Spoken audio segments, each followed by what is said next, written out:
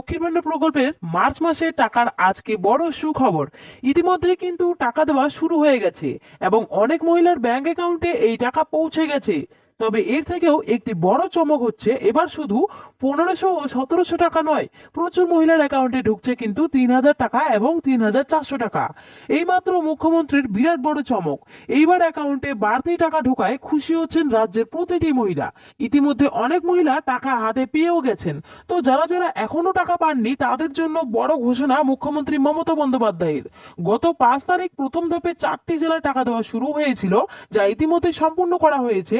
এরপর আসতে চলেছে দ্বিতীয় ধাপের টাকা। 7টি জেলার মহিলাদের ব্যাংক অ্যাকাউন্টে টাকা দেওয়া শুরু করেছে নবান্ন।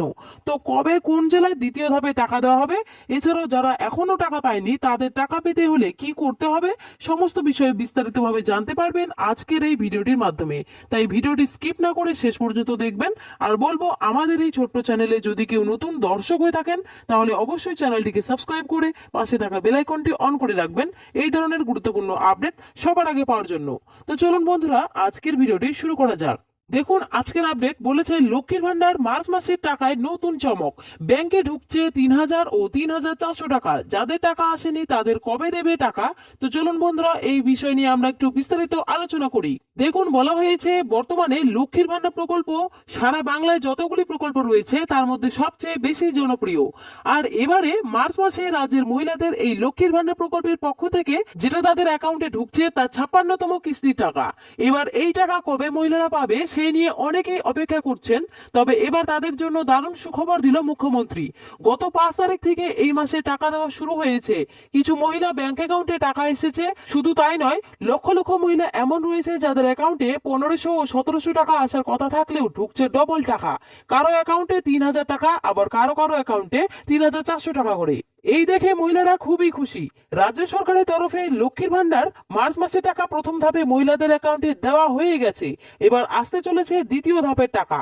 আর এই টাকা দেওয়ার কাজ আজ থেকে শুরু করা হলো। আজ দ্বিতীয় ধাপে টাকা দেওয়ার কাজ আজ 10 মার্চ থেকে শুরু হলো। এরপর দেখুন জানানো হয়েছে কোন কোন জেলায় দ্বিতীয় ধাপে টাকা দিচ্ছে রাজ্য সরকার। তো বলেছে দ্বিতীয় ধাপে যে সমস্ত জেলাগুলিতে টাকা পাঠানো হচ্ছে সেগুলি হলো কলকাতা, হাওড়া, উত্তর ও দক্ষিণ দিনাজপুর, পূর্ব ও পশ্চিম বর্ধমান এবং নদিয়া। আজ এই সব জেলার মহিলাদের অ্যাকাউন্টে টাকা চলে আসবে আশা করা যাচ্ছে। তবে সরকারের তরফে আরো জানানো হয়েছে যে এই মাসের প্রচুর মহিলারা টাকা পাবে না। কাদের কাদের টাকা মার্চ মাসে আসবে না এই বিষয়ে জানতে সমস্ত মহিলাদের, অর্থাৎ যাদের এখনো টাকা আসেনি তাদের অবশ্যই বিডিও অফিসে গিয়ে নিজেদের লক্ষ্মীর ভান্ডারের স্ট্যাটাসটা চেক করে আসতে হবে। আর স্ট্যাটাস চেক করতে গিয়ে যদি পেমেন্ট আন্ডার প্রসেস দেখায় তাহলে চিন্তা করবেন না, টাকা আপনারা পেয়ে যাবেন। আর যদি পেমেন্ট পেন্ডিং দেখায় তাহলে এই মাসে টাকা আসতে সমস্যা হবে। গত ফেব্রুয়ারি মাসে এই সমস্যা অনেক মহিলার হয়েছিল, তাই তারা গত মাসে টাকা পায়নি। তবে এই মার্চ মাসে তাদের সমস্ত কিছু ঠিক করে দেওয়া হয়েছে। তারা এই মার্চ মাসে 2 মাসের টাকা একসঙ্গে পাবে। এক্ষেত্রে তপশিলি জাতি ও উপজাতির মহিলারা পাবেন 3400 টাকা এবং সাধারণ ঘরের মহিলারা পাবেন 3000 টাকা।